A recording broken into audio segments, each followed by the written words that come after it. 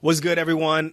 I got Dr. Derrick Burgess, orthopedic surgeon. My man, you're in Mississippi? Yeah, I'm in Mississippi. Okay. We got Dr. Derrick Burgess, orthopedic surgeon from Mississippi, here to talk about his podcast. He is the host of Timeout with the Sports Doctor. Dr. Derrick, welcome to Docs Outside the Box. How you doing? Man, I'm glad to be here. It's an honor to sit down and talk podcasting with you. And, for many reasons, and we'll get into that. But, first, just thank you for helping me launch this podcast to take it from a dream to reality. And your program meant a lot for me. Well, I appreciate that. So for the folks listening, me and Dr. Derrick got connected because he was on, I think, Peter Kim's Growth and Leverage Summit. Yep. Or Leverage and Growth Summit. Yeah. You saw my interview there.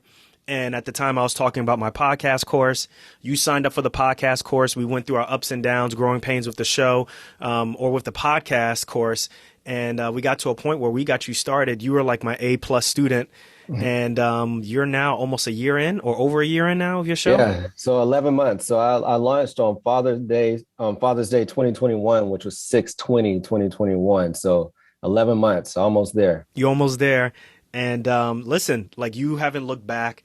And I just wanted to bring you on the show to talk about, one, how your show is doing, why you started your show. And then let's talk about the state of podcasting, because I think there's a lot of doctors right now, or even a lot of people who are not physicians, who need to start their own podcast. Because for me, podcasting really changed my career.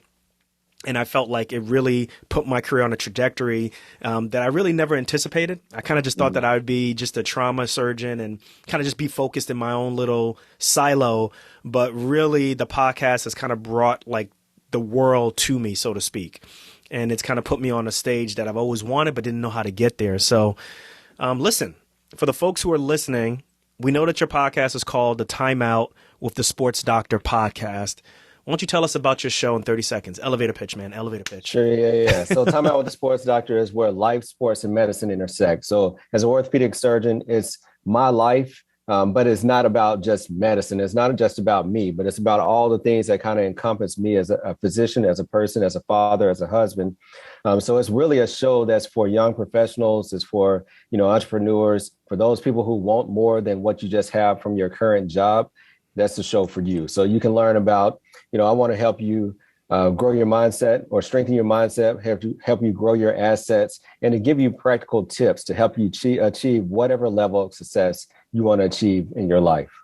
So, guys, he's underselling this. So you've had like NFL players, you've had former NFL players, you've had certified financial professionals on your show. You've had the gamut. You had physicians. You had the gamut of really successful people in whatever realm of their life it is. You had them on the show to kind of teach, those particularly who are younger than us, the ways in which you can be successful. And I really appreciate that. And I think that's a dope concept. Let me ask you a question, because I think nowadays we're really starting to see different TV shows. I'm thinking about Bomani Jones's show. I'm thinking about a whole bunch of other types of podcasts that are out there that talk about like the intersection of sports with something, whether it's intersection of sports with race, sports with money, sports with whatever it may be in society. Why do you think sports is like this, the lightning rod for all these, different things? Because it just feels like it's at the center of life for some reason. And I think it really is. And especially, let's talk about, if we're being real, one of the things that as a culture that we really put a lot of emphasis on is sports. So for me, the ball is the debate, because if we can talk about sports, then I can get people to listen. And then we can talk about some real life things, about education, about financial literacy, about things that we can do to advance ourselves as a people. And I feel like athletes are often put into a box similar to doctors where, they're told just shut up and play. We're told basically shut up and work, go see more patients, do more surgeries. But I think I like the parallels. Okay. If we can empower athletes, because they have such a broad platform, they can talk to business people. CEOs will listen to them, as well as they have a whole group of people coming up behind them that want to be like them. So I want to help empower athletes, or help give them a platform that they can speak to other individuals about life, about things that they see. And so people don't just see them as somebody who puts on a uniform and go play ball, because they're great leaders, and we really need them to help get a message, a positive message out to our people. So, Doc, it's really interesting that you mentioned that parallel because I think it's really true, especially nowadays. So, for me, born in the late 70s, grew up watching Michael Jordan, all these different things, watching athletics in the 80s and 90s and so forth. And for me, my time in the 80s and 90s, I didn't see athletes really speak more than just whatever advertising or ever what happened on the court. I didn't see them really speak about societal issues. Things were nice in the 80s and 90s, so to speak, for them. And it just seems like nowadays, definitely in the late 2000s, definitely now, like athletes are thrust into social ideas that they need to speak about, or they get asked about way more often. And you have to choose a side for the most part, I think they think. And it's now you're being judged not on what else you can do on the field, but also what you have to say about certain society issues. Right. And I think the same thing with doctors, right? Like it seems as though like in the 70s and 80s and 90s, doctors are just kind of working. And now, with social media, they're speaking about so many different things that are going on in life. Whatever side that you stand on, like doctors are out there on the forefront speaking. So I definitely see the parallels that you mentioned between doctors as well as physicians. The other thing too also is the way in which athletes look at equity, I think is really interesting, right? When's the last time you saw like athletes getting involved with like Coinbase? Obviously that's a relatively new concept, but just looking for ownership, looking for equity as opposed to just sponsorship or just advertising. You know what I'm saying? Like, it's like, yeah, this is great that you can pay me X amount of dollars, but actually what I really want is like royalties. What I really want is how this company is going to value when in 5 or 10 years it's going to go IPO, right? And I think you're starting to see that with doctors also, who's starting to realize that there's really more value that they can bring outside of just operating, outside of just taking care of patients. There's really more that a big impact that they can have on society. So I think you're absolutely right. Now, the show, who's your show for? Give me your ideal listener. Who's supposed to be listening to this? So I'd say my target audience is probably about 25 to 35, 25 to 40 people who are on the younger age. I feel bad for saying this. I aged out of your group. Yeah, I know, man. That's crazy. Why right? you got to say that? No. But you might not be at the target, but you're still, you're there. I'm in the periphery. I'm really talking to myself about things that I wish I knew 10 years back, because I'm learning lessons at 35, 40 that if I had known at 22 to 25, the trajectory would be a lot more steep. So, for young entrepreneurs, young physicians, anyone that's transitioning in their career, or really just anyone that wants to better themselves, you will find something, because as you mentioned, I have a wide array of topics covered, a wide array of people who are guests on the show. So I think you'll really identify with someone, even if it's not with many. Do you find that difficult? Because, they oftentimes say like the riches are in the niches, or, it's really good if you like focus on like one concept and then just make episodes for that one thing. But when you have like a large array of concepts and topics, it feels like you're kind of creating content for everybody. Talk to us about how you manage all that.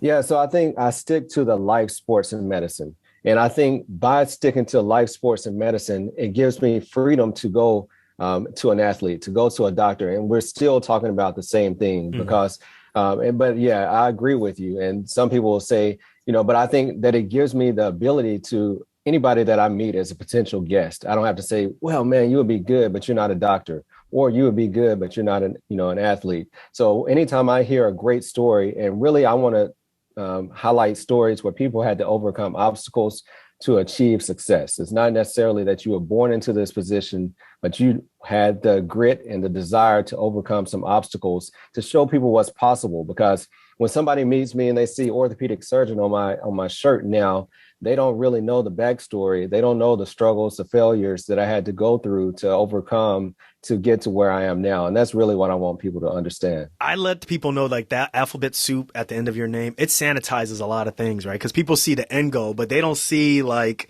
the many hours of being in the library at past midnight, Absolutely. The many times when your significant other may not understand like why you are getting home late, the times when you may get berated at work as a resident, the times when patients, just don't appreciate what you're doing and stuff. It sanitizes a lot. And I think that you are absolutely right in giving people that view and letting them know that, and this is work, right? It's not just getting a title.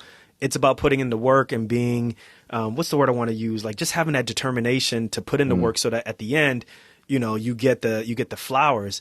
So, I'm really interested if you are, because you're busy putting out episodes. You're like on what episode? You're almost close to 60 now, right? Yeah, 55. Yep. 55. You're almost there. So do you have time, like with your clinical schedule, being a dad, being a husband, and putting out this podcast? Do you listen to any other podcasts?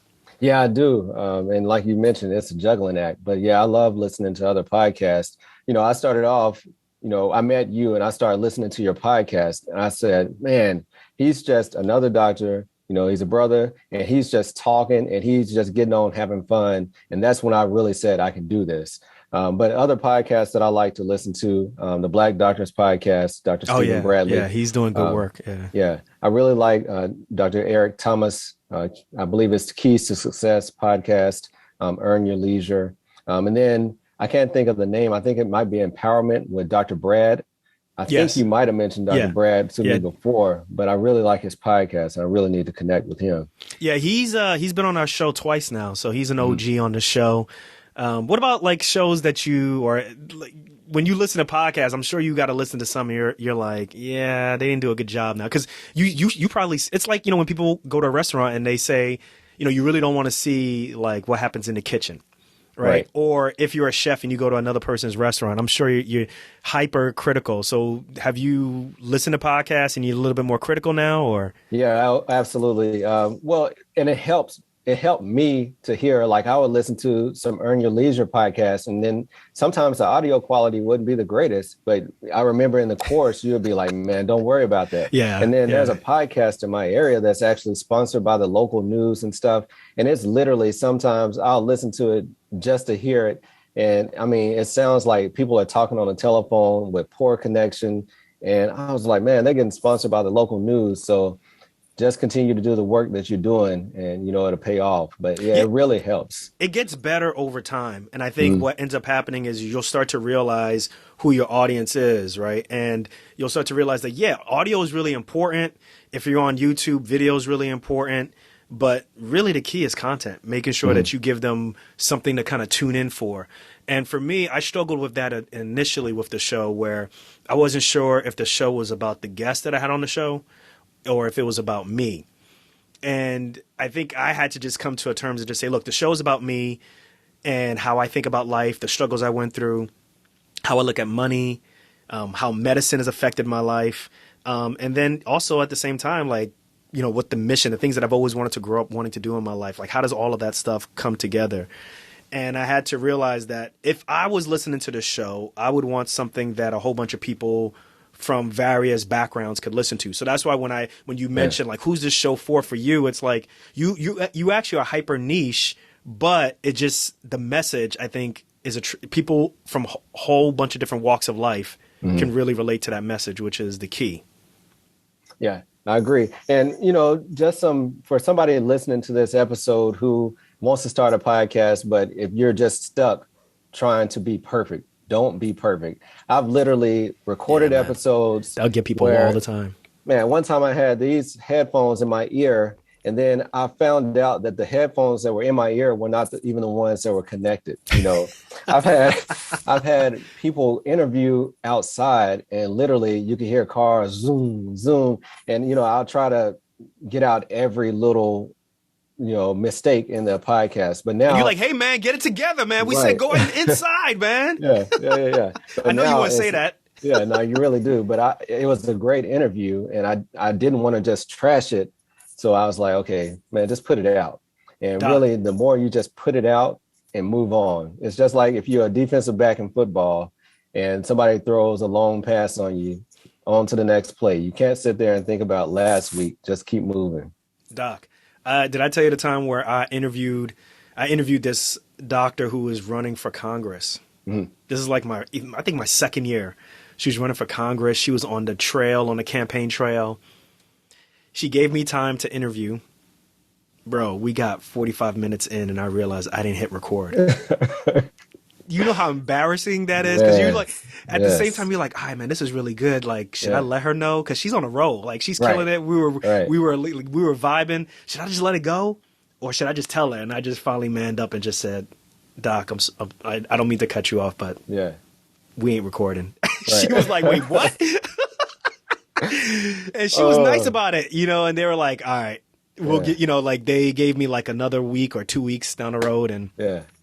we redid it. She was awesome. She didn't win, but she was still awesome. Right. So it's funny because we had a mutual guest. I won't name the name, but I listened to your episode. You were about 3 years in, remember? And I reached out to you and I was like, man, you come a long way. Man, I know. First of all, hold on a second. I know exactly who you're talking about. That ain't my fault. I told this person that not to use their wireless headsets. Hey guys, I'm a little frustrated about this. Not to use their wireless headsets. They're like, oh no, it's gonna sound okay. And I was wrong. Listen, everybody, if you are interviewing someone, tell them what you need and what they need to wear. So they were wearing these Bose headsets, and the microphones on these headsets, they're okay, but they're not great. Right. And afterwards, it was just bad. But listen, it's all about the best episode is the episode that you just released. You know what I'm saying? So if you're holding on to this and you're trying to edit it and make everything sound like a robot and you're holding on to it because you want it to sound perfect, you just wasting time because, listen, once you guys listen to this show, you guys are on to the next one. You want more. So yeah, no, I know who you're talking about, though. Yeah, no, I know you do.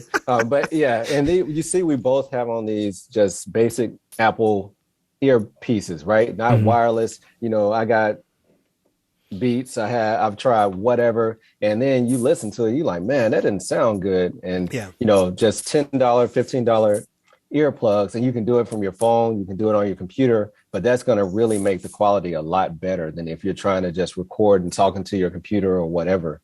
So that's kind of a tip. So patients or even colleagues, they know about your show? Yeah, that's a good point though, but because for about the first 3 months, it was like, oh, we hear you have a podcast. I was like, podcast? Who has a podcast? Who has said that? Craig? I ain't got no podcast. What you talking about? Right. But you want people to listen, but you have to tell people. And it took a while to get comfortable to get to that point where I say, man, look, I got a podcast. Go check it out. I remember you said you would just grab people's phone and be like, all right, you subscribed and you gave me a 5-star review. I did the work for you. Right. So just listen. But yeah, so now I'm comfortable with letting my colleagues know, letting my patients know, letting friends and family know, because if you want it to grow, you have to talk about it. Yeah. And I think that if you put it out there, you got to own it. You know what I'm saying? And the show can't be for everybody. So if your patients like it, but your family doesn't, or whatever it may be, it doesn't matter. Like, this is your truth. You got to speak it. And at first I was the same way. Like for like 3 or 4 years, I didn't let people know about my show. And then I started letting people know about it over time. Like, I was very selective with who I let know about it. Exactly. And then after a while, I was just like, if my colleagues at work know about it, who cares? Whether they had positive or negative feedback, doesn't matter. It's my stuff. My family always knew about it, but I definitely agree with you on that. Like, let people know about this because this is some really great stuff. The thing that I want to know about you also is that like I just mentioned before, like, you are balancing a whole bunch of different things. You're almost a year in. Like, why do you think you've been like consistent with your show? Like, give me a real audit. Why do you think you've been consistent with it? Yeah, so I've had many reasons and sometimes valid reasons to not put out an episode, but I think it's like medicine. And you go into this, especially being a surgeon, it's a no excuse mentality. When it's time to show up for work, you show up for work. You don't take days off. If you're sick, you still show up for work prior to COVID. It wasn't any quarantining. But I think kind of taking that same mentality to the show has helped with consistency, because I've seen people start shows and then you'll see 5 or 6 episodes and then they'll go 2 weeks and then they'll go 3 weeks and then, man, no more episodes. So I didn't want to get to a point where I started taking time off, because I knew if I did that, it'll be a lot easier to start skipping. So I think that mentality has really helped. At times, of course, it's not always that you want to do it, but I know that. And once I started to think about the fact that somebody is waiting on Monday morning to see what my next episode is about. And that's not, really patting myself on the back. But, as people start coming up saying, hey, I listened to your show, I really appreciated this. And I was like, man, you're listening. I didn't really think that you'd be listening to the podcast, period. But some people, it's true that some people every Monday morning, they're looking to see, I know when I first started listening to your show, I was like, okay, he didn't release today. And then you might release on a Thursday or whatever. But I started every week coming back. So once you develop followers or develop a community, they are really looking for what you bring because, people are needing to hear a message and you might be the only person that they're willing to listen to. About 3 years into podcasting, I actually almost stopped the show because I was really concerned about people. Like, I just wasn't getting the gains that I wanted to get. Mm-hmm. And I think what ends up happening with me is I was comparing myself to other podcasters. You start comparing yourself to other people that you see on Instagram, and you have to realize that community, the people who are tuning in, who may not show up on Instagram, who may not be glamorous and, giving you the numbers that you want, they are showing up and expecting something. And that is like almost like this social contract that I think like we sleep on a lot. You know what I'm saying? Yeah. And, just like you said, you would tune in and you would see like an episode would come out on Thursday or what have you. And that was when I was messing around with the dates because I would just see, well, if a whole bunch of different podcasters are releasing their episodes on Monday, what if I released on Tuesday? Would that affect my numbers? What if I put it out on Thursday? Would that affect my numbers? And just so y'all know, like the fact that he mentioned that, like he was aware of like the changes that are going on.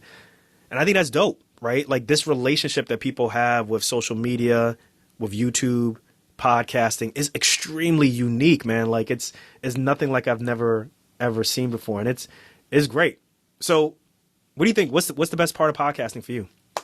I think the best part for me has been kind of relationship capital, the networking piece. I would start off and say, I want to interview this person, and then I'll interview you and you'll mention 3 other people. And then I'll interview them and, they'll mention someone else. So it's really forming a network of people in this podcasting realm and the level of, that you can depend on when you have a question, or also that, will continue to help you grow. And without this podcast community, I wouldn't be doing a lot of things that I'm doing now. This kind of really helped me launch my public motivational speaking again and get in, corporate and, just really sponsorships and partnerships with other people in the podcasting realm. So I definitely say the networking piece. Who's the worst guest you ever had? You can say it on the show. Don't worry. They're not listening. Just say it. Who's the worst podcast guest you ever had? Come on, Dr. Derrick. Who's the worst podcast guest you ever had? Who's the worst podcast guest you ever had? All right, I'm going to do the interview thing. I'm going to say myself. And Come on, Dr. Derrick. I ain't going to let you off the hook. Come on. You see, this is a seasoned podcast host right here. I ain't going to let you off the hook. Who's the worst podcast guest you ever had? Stop playing, Dr. Derrick. Don't do that. Don't do that. Yeah. Well, you think I just started this show last night? Come on, Dr. Derrick. Stop playing. So this is the truth, though, because in the beginning, you would get on my case all the time about, look, you're doing a good job with guests. He lying. You have to be. You have to Stop be. Stop playing, Dr. Derrick.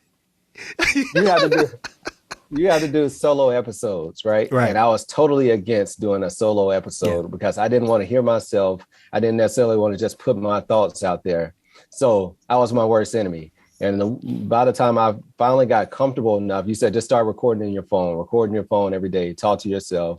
And, that helped with social media, doing reels and doing posts, as well as coming up with, I'll read an article and I'm like, man, the people that really my community needs to hear about this. So let me make a short episode to talk about this. Let me review this book.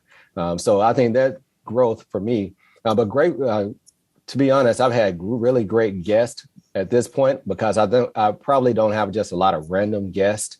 I have a lot of guests that I already have a relationship with. So yeah.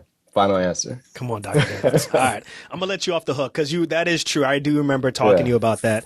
And I struggle with that, bro. Like even now, like just putting out a solo episode is still a difficult thing for me.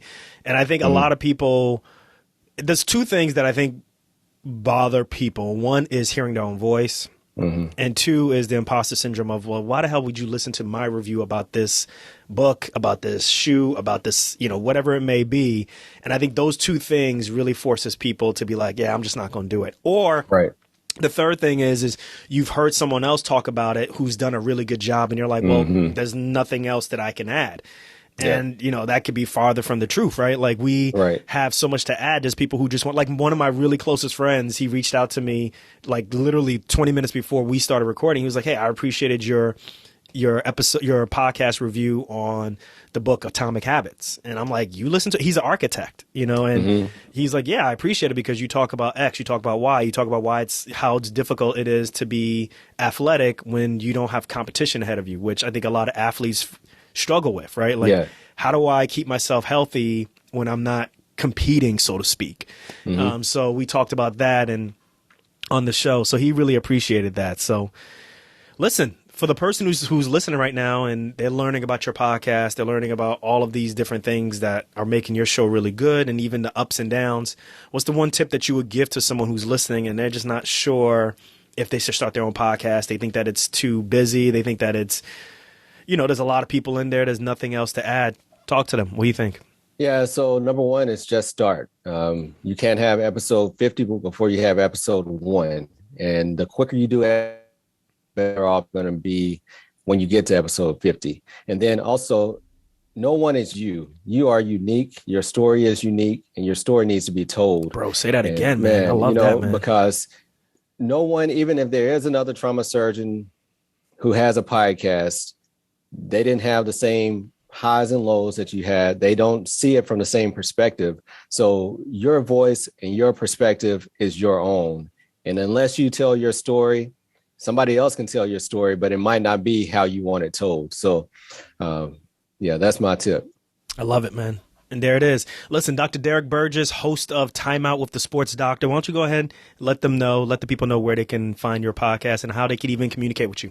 Absolutely. So probably the best place is on my website, and it's Dr. Derrick, the Sports Doctor, which is DR. So DR, Derrick, DERRICK. Dr. Derrick, thesportsdr.com. And if you go to that website, it's going to have, number one, all my podcast episodes. You can also leave me a voicemail. You can leave me like an email. Give me feedback after you listen to episodes, because I really like to know what people want to hear. Also on Instagram, same name, Dr. Derrick, the Sports Doctor. Same thing on Facebook. And look for me. We're about to come out on YouTube next year. Really, I want to have more live shows. I want to have some in-person episodes. So yeah. I love it, man. So listen, audio is king. Well, audio is where it's at, but video is king also. So yeah, I'm glad that you're incorporating that into your show. So listen, Dr. Derrick Burgess, host of Timeout with the Sports Doctor. Appreciate you coming on the show to talk about your journey into podcasting. I'm going to still get you afterwards on who's your worst podcast guest. I ain't going to let you off the hook with that. But, I appreciate you coming on the show, man. Hey, thank you for having me. It means a lot.